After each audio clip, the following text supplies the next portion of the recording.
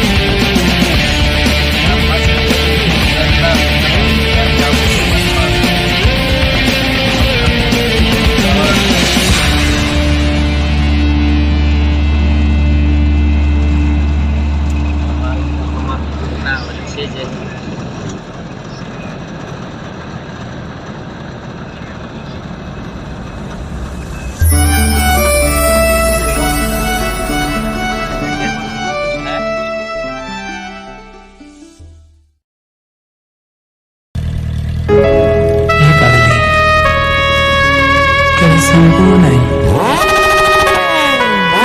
जहाँ भी कबल जमाना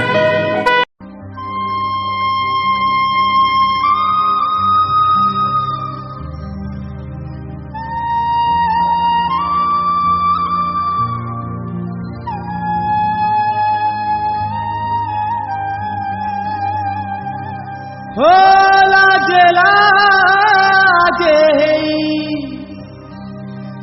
जाऊँ चुके तेरो